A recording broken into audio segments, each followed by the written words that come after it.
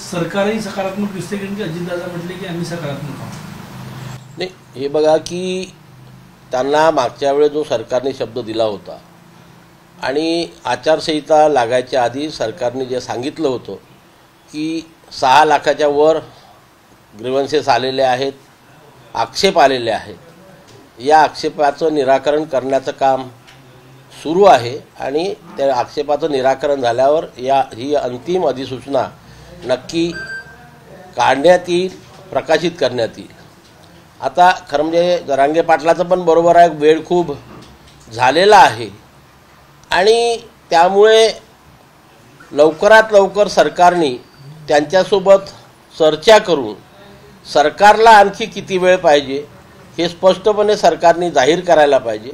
आणि मी मागे सुद्धा बोललो की जरांगे पाटलांनी सुद्धा आपल्या प्रकृतीकडे लक्ष द्यावं आणि सरकारशी संवाद साधून चर्चा करून किती वेळ तुम्हाला लागते याबाबत चर्चा करावी आणि हा प्रश्न निकाली काढावा।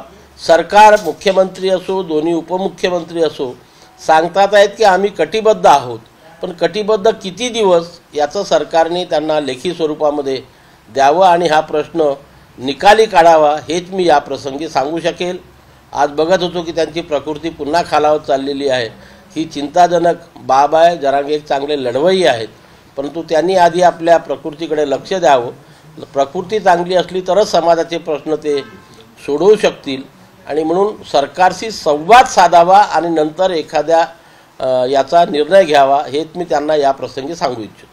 सर, जरांगेची भाषा आता राजनैतिक भाषा व्हायला लागलेली या लोकसभेच्या निवडणुकीत जे काही निकाल समोर आलेले आहेत त्यानंतर ते आता विधानसभेत देखील उमेदवार पाडण्याची भाषा करायला लागलेलं आहे। कुठेतरी आंदोलन आता किंवा जरांगे आता राजकीय व्हायला लागले आहे।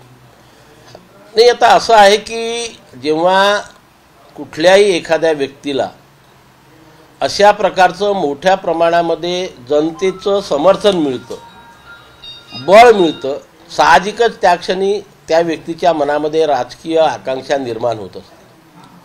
परंतु हे करत असताना कधी कधी असं ऐकायला मिळतात की ते जे मी यांना पाडील त्यांना पाडीलपेक्षा आपण आपले लोक कसे निवडून आणू याच्यावरती त्यांनी आपलं लक्ष केंद्रित करावं आणि आपली शक्ती या महाराष्ट्रातील जनतेला दाखवावी।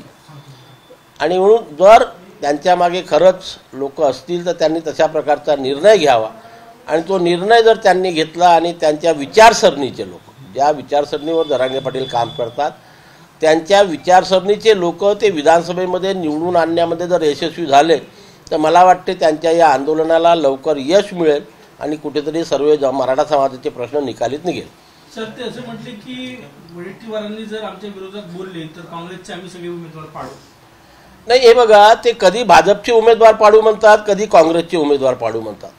प्रत्यक्षात त्यांना कुणाचे उमेदवार पाडवायचे आहे आणि राजकारणातल्या कुठल्याही व्यक्तीला किंवा जे मंडळी, समजा आम्ही लोक ओबीसीचं काम करतो, वडेट्टीवार असो, नाना पटोले असो किंवा भगवंत तावळे असो किंवा आणखी अनेक लोक या महाराष्ट्रामध्ये आहे की जे ओबीसी समाजाच्या उत्थानासाठी अहोरात्र काम करत असतात आणि तेव्हा ओबीसी समाजाच्या संविधानिक अधिकाराचं रक्षण करण्याकरता जर आम्ही एखादं वक्तव्य करत असू तर ते त्यांच्या विरोधात आहे, ही त्यांची चुकीची भावना आहे।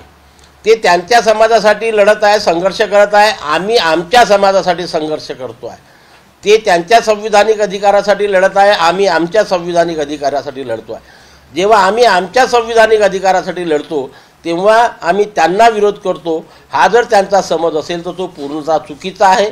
आम्ही आज इथे सांगू इच्छितो की आम्ही ओबीसी समाजाच्या संविधानिक अधिकाराच्या रक्षणासाठी आणि ज्या ज्या सोयी आणि सवलती केंद्र आणि राज्य सरकारने संविधानाच्या कलम 340 प्रमाणे आम्हाला द्यायला पाहिजे त्या मिळवून घेण्यासाठी कालही आम्ही संघर्ष करत होतो, आजही संघर्ष करू आणि पुढच्या आयुष्यामध्ये संघर्ष करत राहणार आहोत। त्याला कोणी आम्ही जर विरोध करतो हे समजत असेल तर त्याची आम्ही काळजी करणार नाही। देश विदेशातील प्रत्येक घडामोडींचे लाईव्ह अपडेट मिळवण्यासाठी आता साम टीव्हीच्या सर्व सोशल मीडिया प्लॅटफॉर्मला लाईक, फॉलो आणि सबस्क्राइब करा। तसंच सर्व नोटिफिकेशनसाठी बेल आयकॉन प्रेस करायला विसरू नका।